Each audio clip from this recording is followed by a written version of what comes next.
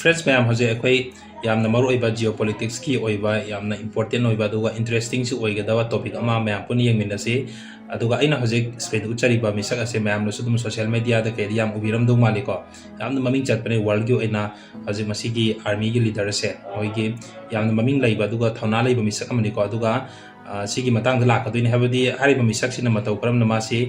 leader ओइकी अदुगा महाकी country AC करिनो अदुगा माना लौरिबा थौदांग हाय तारे को अदुगी मयाम दुगी मनुंग दा हजिक पुना यमिदरसे ओके अदुदी हजे अखोइना मरुइना हजिक वीडियो असिदा डिस्कशन तवदौरिबा से बुर्किना फासो ओइना अफ्रीका की कंटिनेंट दा लइबा बुर्किना फासो को कंट्री अम लइबो को हारिबा कंट्री दुगी मरम दो रकदोइनि को अदुना हजिक मिसक असे सिगी मतंग से अखोइन नाइन जंगै दा हारिबा बुर्किना फासो से सिगी मतंग दा मसिगी कंट्री सि मतंग दे खoi खितंग यमिनसे को अदुना हारिबा कंट्री से बुर्किना फासो हारिबा कंट्री से खोगी वेस्ट अफ्रीका दा लइबा खोगी वेस्ट अफ्रीका दा लइबा कंट्री अमने अदुगा हारिबा कंट्री से 2022 की ममांग दे मखोई से खोगी प्रजा ने इलेक्शन तौरकाना दुमाइना डेमोक्रेसी चलगा प्रजा ने इलेक्ट तौबा मिसक्तुना कंट्री से की लीडर ओइरगा दुमाइना वाक तौरंबा चलाइरंबा कंट्री अमने को हारिबा बुर्किना फासो से अदुबो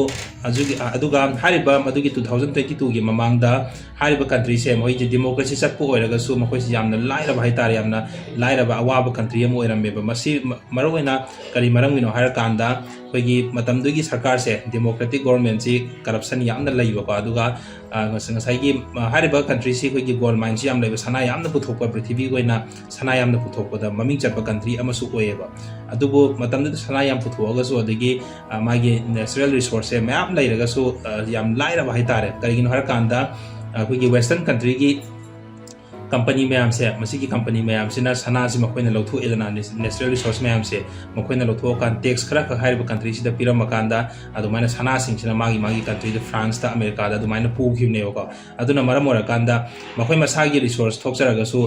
लाइरबा कंट्री ओरगा अदुम लइयेबा अदुना सिगी मरक्सिदा ngसाइ करप्शन सो मक लाइरिबा सरकार दुसु करप्शन यामना तौबा अदुना सिगी प्रॉब्लम मैम से सिगी मरक्सिदा मखोइ लमगी प्रजा मैम से ऐसे साउनिंग बदुगा सरकारी मथक्ता नुंगाइतबा साउनिंग मैम प्रोटेस्ट तौबगी कंडीशन से ma'am लाखरेबको हजिक हाइदी ममांगी खोगी democratic government दुगी मतमदनिको अदुना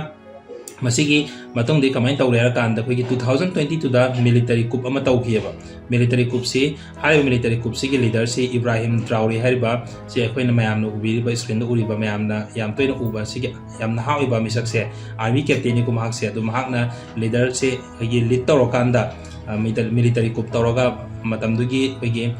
civilian government हाइतारे डेमोक्रेटिक गवर्नमेंट की प्रेसिडेंट प्राइम मिनिस्टर से मखोइना फाजिल अदुगी मतुंगदा मिलिटरी सिना आर्मी सिना लोइना पावर से पाइसिला काना दुमाइना हजुखो मिलिटरी रूल चलगा लइयबा अदुना इब्राहिम ट्राउरे सी मतमदुदा महाक से महांग ngसाigi 2022 sida military coup toroga mahang president oiba matam sida masagi chahi 30 ga mari khak suriye ko aduna matam dogi khwaidigi world gi oina su khwaidigi naha oiba adu maina country amagi yamna gi country amagi president oiba da khwaidigi youngest president amasu oikhiyeba hariba Ibrahim Traore se adu mahak si yamna naha oiraga su magi tawro ko thabak thoram da yamna mature oiba hai tare ko महाक से मतम दुदा सही 30 मरी खतंग Surga सुमासी यामना mature ओइबो को माना तौथोरको थबक तदि अदुगा मसिगी ममांग हाय तारे democratic government सिगी ममांग 2022 की ममांग दसो इब्राहिम ट्राउरे से महाक से आर्मी कैप्टन ने मखोगी लमदुगी आर्मी कैप्टन ओरिंगे मतमदा मखोगी लमदुदी मिलिटेंट की प्रॉब्लम अदगी इंटरनल क्राइसिस में याम दसमासी फ्रंट लाइन दा अदुमाइन लाइरगा यामना थौना लाइन लांथेंगरको मिसक अमनेबको अदुना पृथ्वी दा माना खसागी सही 30 मरी सु मतमदा चाउखरबा कंट्री अमगी प्रेसिडेंट ओइ मतमदा मासे इफेक्टिव ओइन वर्क तौदो मानदे अदुगा प्रॉब्लम लाकदो ओइन खलमने को अदुबो असेंबगी दे हजि माना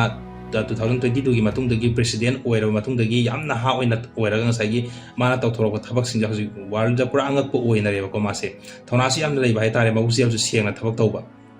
अदुगा ngसाigi 2022 की ममांग दा सिविलियन गवर्नमेंट से लैरिंगे मतमददी मतमदगी सरकार से कोई वेस्टर्न कंट्री मरु ओइना अमेरिका का फ्रांस का जर्मनी का हारिबा कंट्री सिंग से मरु ओइरमेबा सरकार दुगा अदुगा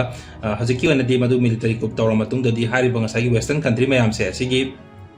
ꯃꯈꯣꯏꯒꯤ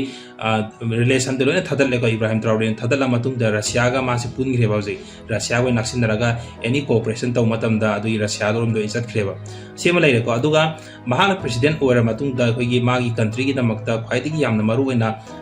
ꯑꯍꯥꯟꯕ ꯑꯣꯏꯅ ꯄꯥꯏꯈꯠꯂꯛꯄ ꯊꯕꯛꯁꯦ ꯀꯔꯤꯅꯣ ꯍꯥꯏꯔꯀꯥꯟꯗ ꯑꯩꯈꯣꯏꯒꯤ ꯑꯦꯒ꯭ꯔꯤꯀꯜꯆꯔꯗ ꯃꯥꯁꯤ ꯐꯣꯀꯁ ꯇꯧꯔꯛꯈꯤꯑꯕ ꯑꯦꯒ꯭ꯔꯤꯀꯜꯆꯔꯗ ꯐꯣꯀꯁ ꯇꯧꯔꯤꯁꯤꯅ ꯃꯈꯣꯏꯒꯤ ꯂꯝꯁꯦ ꯂꯩꯍꯥꯎꯁꯤ ꯌꯥꯝꯅ ꯐꯕꯖꯥꯅꯤꯗ ꯀꯟꯇ꯭ꯔꯤꯁꯦ ꯑꯗꯨꯅ ꯃꯥꯅ ꯄ꯭ꯔꯥꯏꯌꯣꯔꯤꯇꯤ ꯄꯤꯔꯤꯁꯦ ꯑꯩꯈꯣꯏꯅ ꯃꯄꯥꯟ ꯂꯝꯗꯒꯤ ꯆꯥꯅ ꯊꯛꯅꯕꯁꯤ ꯂꯧꯁꯤꯜꯂꯀꯥꯟꯗ ꯑꯩꯈꯣꯏꯅ ꯃꯤꯄꯥꯟ ꯇꯥꯡꯕꯁꯦ ꯃꯁꯤ ꯍꯥꯟꯅ ꯐꯅꯕꯒꯤꯗꯃꯛꯇ ꯈꯜꯂꯒ ꯃꯥꯅ ꯉꯁꯥꯏꯒꯤ ꯑꯦꯒ꯭ꯔꯤꯀꯜꯆꯔꯒꯤ ꯄ꯭ꯔꯗꯛꯁꯦ ꯃꯁꯤ ꯌꯥꯝ ꯂꯥꯏꯅ ꯍꯥꯏꯗꯤ ꯌꯥꯝ ꯐꯖꯅ ꯆꯥꯎꯅ ꯄꯨꯊꯣꯛꯅꯕꯒꯤꯗꯃꯛꯇ ꯑꯩꯈꯣꯏꯒꯤ ꯐꯥꯔꯃꯔꯁꯤꯡꯗ ꯑꯗꯨꯃꯥꯏꯅ ꯃꯦꯆꯤꯟ ꯈꯔ ꯇ꯭ꯔꯦꯛꯇꯔ ꯀꯩꯀꯥꯒ ꯄꯤꯔꯀꯥꯟꯗ ꯑꯗꯨꯃꯥꯏꯅ ꯋꯥꯛ ꯇꯧꯕꯁꯦ ꯍꯧꯍꯜꯂꯦꯕꯀꯣ ꯑꯗꯒꯤ ꯑꯇꯣꯞꯄ ꯑꯃꯅ ꯃꯥꯅ ꯇꯧꯔꯛꯈꯤꯕꯁꯤ ꯃꯁꯤꯒꯤ ꯃꯇꯨꯡꯗ ꯑꯩꯈꯣꯏꯒꯤ ꯂꯝ ꯑꯃ ꯀꯟꯇ꯭ꯔꯤ ꯑꯃ ꯆꯥꯎꯈꯠꯄ ꯍꯥꯏꯕꯁꯤ ꯑꯩꯈꯣꯏ ꯂꯝꯕꯤ ꯊꯣꯡꯁꯨ ꯃꯌꯥꯝꯅ ꯍꯥꯏꯅꯩꯗꯅꯀꯣ ꯂꯝꯕꯤ ꯊꯣꯡ ꯐꯠꯇ꯭ꯔꯒꯗꯤ ꯂꯝꯁꯤ ꯆꯥꯎꯈꯠꯄ ꯌꯥꯗꯕꯅꯦꯕ ꯀꯝꯃꯨꯅꯤꯀꯦꯁꯟ ꯌꯥꯔꯛꯑꯣꯏ ꯑꯗꯒꯤ ꯕꯤꯖꯤꯅꯦꯁꯇꯁꯨ ꯐꯦꯜ ꯑꯣꯏꯕꯅꯦꯕ ꯑꯗꯨꯅ ꯃꯥꯅ ꯇꯧꯔꯛꯈꯤꯕꯁꯤ ꯃꯥꯅ ꯍꯦꯛ ꯄ꯭ꯔꯦꯁꯤꯗꯦꯟ ꯑꯣꯏꯔ ꯃꯇꯨꯡꯗꯒꯤ ꯑꯦꯒ꯭ꯔꯤꯀꯜꯆꯔ ꯑꯃ ꯇꯧꯔꯦ ꯑꯗꯨꯒꯤ ꯃꯇꯨꯡꯗ ꯑꯃꯨꯛꯀ ꯑꯩꯈꯣꯏꯒꯤ ꯔꯣꯗ ꯀꯟꯁꯇ꯭ꯔꯛꯁꯟꯁꯦ ꯔꯣꯗꯁꯤ ꯌꯥꯝ ꯐꯖꯅ ꯑꯗꯨꯝ ꯁꯦꯝꯒꯠ ꯁꯥꯒꯠꯄꯁꯦ ꯍꯧꯔꯛꯑꯦꯕ ꯁꯤꯅꯦꯀꯣ ꯍꯧꯖꯤꯛ ꯃꯔꯨꯑꯣꯏꯅ ꯃꯥꯅ ꯇꯧꯈꯠꯂꯛꯏꯁꯦ ꯑꯗꯨꯒ ꯃꯈꯣꯏ ꯀꯟꯇ꯭ꯔꯤꯁꯤ ꯉꯁꯥꯏꯒꯤ ꯃꯤꯂꯤꯇꯦꯟ ꯀꯩꯀꯥ ꯌꯥꯝꯅ ꯂꯩꯕ ꯑꯗꯨꯒꯨꯝꯕ ꯀꯟꯇ꯭ꯔꯤ ꯑꯃꯅꯦ ꯑꯩꯈꯣꯏꯒꯤ ꯄ꯭ꯔꯣꯕ꯭ꯂꯦꯝꯁꯨ ꯌꯥꯝ ꯂꯩꯕ ꯑꯗꯨꯒ ꯃꯥꯅ ꯍꯧꯖꯤꯛ ꯃꯈꯣꯏꯒꯤ ꯂꯝꯒꯤ ꯌꯨꯠꯁꯤꯡꯗ ꯇꯧꯔꯤꯁꯤना ꯌꯥꯔꯤꯃꯈꯩ ꯑꯥꯔꯃꯤꯗ ꯖꯣꯏꯟ ꯇꯧꯕꯤꯌꯨ ꯑꯗꯨꯒ ꯑꯩꯈꯣꯏꯒꯤ ꯂꯝꯗ ꯁ꯭ꯇꯦꯕꯜ ꯑꯣꯏꯗ꯭ꯔꯤꯕ ꯃꯤꯂꯤꯇꯦꯟꯁꯤꯡꯅ ꯑꯩꯈꯣꯏꯒꯤ ꯆꯥꯎꯈꯠꯄꯒꯤ ꯃꯥꯌꯣꯛꯇ ꯂꯩꯔꯤꯕ ꯀꯥꯡꯂꯨꯞꯁꯤꯡꯁꯦ ꯃꯈꯣꯏꯁꯤꯡꯁꯤ ꯍꯥꯟꯅ ꯃꯈꯣꯏꯁꯤ ꯗꯝꯊꯔ ꯃꯇꯨꯡꯗ ꯑꯩꯈꯣꯏ ꯀꯟꯇ꯭ꯔꯤꯁꯤ ꯆꯥꯎꯈꯠꯂꯛꯀꯅꯤ ꯍꯥꯏꯔꯒ ꯑꯥꯔꯃꯤꯗ ꯉꯁꯥꯏꯒꯤ ꯃꯈꯣꯏ ꯌꯨꯠ ꯃꯌꯥꯝꯁꯦ ꯑꯥꯔꯃꯤꯗ ꯖꯣꯏꯟ ꯇꯧꯍꯜꯂꯒ ꯑꯗꯨꯃꯥꯏꯅ ꯃꯥꯒꯤ ꯀꯟꯇ꯭ꯔꯤꯁꯤ ꯁ꯭ꯇꯦꯕꯜ ꯑꯣꯏꯅ ꯄꯨꯔꯛꯅꯕꯒꯤꯗꯃꯛꯇ ꯌꯥꯝꯅ ꯀꯟꯅ ꯊꯧꯗꯥꯡ ꯂꯧꯔꯤꯕ ꯃꯤꯁꯛ ꯑꯃꯅꯦꯕꯀꯣ ꯑꯗꯨꯒ ꯃꯔꯛꯁꯤꯗꯁꯨ ꯃꯍꯥꯛꯁꯦ ꯑꯩꯈꯣꯏꯒꯤ ꯋꯦꯁꯇꯔꯟ ꯀꯟꯇ꯭ꯔꯤ ꯈꯔꯅ ꯑꯩꯈꯣꯏꯒꯤ ꯂꯧꯇꯨꯅꯔꯒ ꯃꯥꯁꯤ ꯑꯦꯁꯥꯁꯤꯅꯦꯠ ꯇꯧꯅꯕ ꯊꯧꯔꯥꯡ ꯇꯧꯕ ꯂꯩꯈ꯭ꯔꯦ ꯃꯃꯥꯡꯗ ꯑꯗꯨꯕꯨ ꯐꯦꯜ ꯑꯣꯏꯈꯤꯑꯕ ꯑꯗꯨ ꯋꯦꯁꯇꯔꯟ ꯀꯟꯇ꯭ꯔꯤꯅ ꯉꯁꯥꯏ ꯑꯦꯁꯥꯁꯤꯅꯦꯠ ꯇꯧꯅꯕ ꯍꯣꯠꯅꯔꯤꯁꯦ ꯀꯔꯤꯒꯤꯅꯣ ꯍꯥꯏꯔꯒꯗꯤ ꯃꯔꯨꯑꯣꯏꯅ ꯃꯃꯥꯡꯒꯤ ꯁꯔꯀꯥꯔꯗꯗꯤ ꯉꯁꯥꯏꯒꯤ ꯋꯦꯁꯇꯔꯟ ꯀꯟꯇ꯭ꯔꯤ ꯃꯈꯩꯒꯤ ꯄꯨꯜꯂꯝꯃꯦꯕꯀꯣ ꯄꯨꯜꯂꯤꯉꯩ ꯃꯇꯝꯗꯨꯗ ꯉꯁꯥꯏꯒꯤ ꯃꯈꯣꯏꯒꯤ ꯀꯟꯇ꯭ꯔꯤꯁꯤꯗ ꯂꯩꯕ ꯅꯦꯆꯔꯦꯜ ꯔꯤꯁꯣꯔꯁ ꯃꯌꯥꯝꯁꯦ ꯋꯦꯁꯇꯔꯟ ꯀꯟꯇ꯭ꯔꯤꯁꯤꯡꯅ ꯂꯣꯏꯅ ꯄꯨꯔꯒ ꯆꯠꯂꯝꯕꯅꯦꯕ ꯂꯧꯊꯣꯛꯑꯀꯥꯟꯗ ꯑꯗꯨꯃꯥꯏꯅ ꯃꯤꯒꯤ ꯂꯝꯅ ꯏꯅꯥꯛ ꯈꯨꯟꯈꯤ ꯃꯈꯣꯏꯅ ꯂꯥꯏꯔꯍꯧꯕ ꯍꯥꯏꯇꯥꯔꯦ ꯑꯗꯨ ꯃꯥꯅ ꯄ꯭ꯔꯦꯁꯤꯗꯦꯟ ꯑꯣꯏꯔꯕ ꯃꯇꯨꯡꯗꯒꯤꯗꯤ ꯍꯥꯏꯔꯤꯕ ꯄꯣꯠꯇꯣ ꯑꯃꯐꯥꯎ ꯌꯥꯗ꯭ꯔꯦꯕ ꯃꯈꯣꯏꯒꯤ ꯊꯣꯛꯆꯕ ꯄ꯭ꯔꯗꯛ ꯃꯈꯩꯁꯦ ꯁꯤꯒꯤ ꯄ꯭ꯔꯗꯛꯁꯤꯡꯁꯦ ꯑꯩꯈꯣꯏꯒꯤ ꯑꯣꯏꯒꯗꯧꯅꯤ ꯃꯤꯉꯣꯟꯗ ꯆꯠꯍꯟꯒꯗꯧ ꯅꯠꯇꯦ ꯍꯥꯏꯔꯒ ꯃꯥꯅ ꯑꯇꯣꯞꯄ ꯀꯟꯇ꯭ꯔꯤꯗ ꯑꯃꯐꯥꯎ ꯊꯥꯗ꯭ꯔꯦꯕꯀꯣ ꯑꯗꯨꯅ ꯉꯁꯥꯏꯒꯤ ꯋꯦꯁꯇꯔꯟ ꯀꯟꯇ꯭ꯔꯤ ꯃꯈꯩꯁꯤꯅ ꯃꯥꯁꯤ ꯌꯥꯝ ꯊꯤꯅ ꯌꯦꯛꯅꯕ ꯑꯣꯏꯔꯦꯕ ꯑꯗꯨꯅ ꯑꯦꯁꯥꯁꯤꯅꯦꯠ ꯇꯧꯅꯕꯒꯤ ꯄ꯭ꯂꯥꯟ ꯃꯌꯥꯝ ꯇꯧꯈꯤꯕꯒꯤ ꯔꯤꯄꯣꯔꯠꯁꯨ ꯑꯗꯨꯝ ꯄꯜꯂꯦꯀꯣ ꯃꯥꯅ ꯍꯥꯏꯗꯤ ꯃꯥꯁꯤ ꯍꯥꯠꯇꯣꯛꯅꯕ ꯍꯥꯏꯇꯥꯔꯦ ꯑꯗꯨꯒ ꯍꯧꯖꯤꯛ ꯐꯥꯎꯕꯒꯤꯗꯤ ꯃꯥꯁꯤ ꯑꯦꯁꯥꯁꯤꯅꯦꯠ ꯇꯧꯕ ꯉꯝꯗꯦ ꯑꯗꯨꯒ ꯃꯥꯅ ꯄ꯭ꯔꯥꯏꯌꯣꯔꯤꯇꯤ ꯄꯤꯔꯤꯁꯤꯅ ꯌꯥꯝꯅ ꯆꯥꯎꯅ ꯑꯩꯈꯣꯏ ꯀꯟꯇ꯭ꯔꯤꯁꯤ ꯑꯩꯈꯣꯏꯒꯤ ꯃꯤꯄꯥꯟ ꯇꯥꯡꯗꯕ ꯀꯟꯇ꯭ꯔꯤ ꯑꯃ ꯑꯣꯏꯒꯗꯧꯕꯅꯤ ꯑꯗꯨꯒ ꯑꯩꯈꯣꯏꯒꯤ ꯀꯟꯇ꯭ꯔꯤꯗ ꯊꯣꯛꯏꯕ ꯔꯤꯁꯣꯔꯁ ꯃꯌꯥꯝꯁꯦ ꯑꯁꯤ ꯑꯩꯈꯣꯏꯒꯤ ꯑꯗꯨꯝ ꯑꯣꯏꯒꯗꯧꯅꯤ ꯑꯇꯣꯞꯄꯗ ꯆꯠꯍꯟꯕ ꯌꯥꯔꯣꯏ ꯍꯥꯏꯔꯒ ꯃꯈꯣꯏꯒꯤ ꯀꯟꯇ꯭ꯔꯤꯁꯤ ꯍꯦꯟꯅ ꯆꯥꯎꯈꯠꯅꯕ ꯍꯣꯠꯅꯔꯦ ꯑꯗꯨꯒ ꯉꯁꯤ ꯆꯍꯤ 5-6ꯁꯤꯒꯤ ꯃꯅꯨꯡꯗ ꯍꯥꯏꯇꯥꯔꯦꯀꯣ ꯍꯧꯖꯤꯛ ꯆꯍꯤ 5-6ꯄꯨ ꯁꯨꯔꯝꯈꯤꯔꯣꯏ ꯆꯍꯤ 4ꯃꯨꯛꯇ ꯑꯣꯏꯔꯝꯒꯅꯤ ꯁꯤꯒꯤ ꯃꯅꯨꯡꯁꯤꯗ ꯑꯗꯨ ꯐꯖꯅ ꯆꯦꯟꯖ ꯂꯥꯛꯈ꯭ꯔꯦꯕ ꯀꯟꯇ꯭ꯔꯤꯁꯤꯗ ꯆꯥꯎꯈꯠꯄꯒꯤ ꯃꯃꯤꯁꯨ ꯎꯔꯛꯑꯦ ꯑꯗꯨꯒ ꯂꯥꯏꯔꯕ ꯃꯁꯤꯡꯁꯨ ꯍꯟꯊꯔꯛꯑꯦꯕ ꯍꯧꯖꯤꯛꯀꯤ ꯑꯣꯏꯅ ꯑꯗꯨꯅ ꯌꯥꯝꯅ ꯃꯔꯨꯑꯣꯏ ꯑꯩꯈꯣꯏꯒꯤ ꯂꯝ ꯑꯃ ꯀꯟꯇ꯭ꯔꯤ ꯑꯃ ꯆꯥꯎꯈꯠꯄ ꯍꯥꯏꯕꯁꯦ ꯑꯩꯈꯣꯏꯒꯤ ꯂꯤꯗꯔꯒꯤ ꯃꯈꯥ ꯄꯣꯜꯂꯦ ꯄ꯭ꯔꯖꯥ ꯈꯛꯅꯁꯨ ꯌꯥꯔꯣꯏꯕ ꯑꯩꯈꯣꯏꯒꯤ ꯂꯤꯗꯔꯁꯦ ꯊꯃꯣꯏ ꯁꯦꯡꯕ ꯃꯊꯧ ꯇꯥꯏꯌꯦꯕꯀꯣ ꯂꯤꯗꯔ ꯊꯃꯣꯏ ꯁꯦꯡꯗ꯭ꯔꯒꯗꯤ ꯑꯗꯨꯝ ꯏꯔꯥꯡꯁꯨ ꯂꯩꯒꯅꯤ ꯂꯥꯟꯁꯨ ꯑꯗꯨꯝ ꯂꯩꯒꯅꯤ ꯆꯥꯎꯈꯠꯄꯁꯨ ꯉꯝꯃꯣꯏꯑꯕ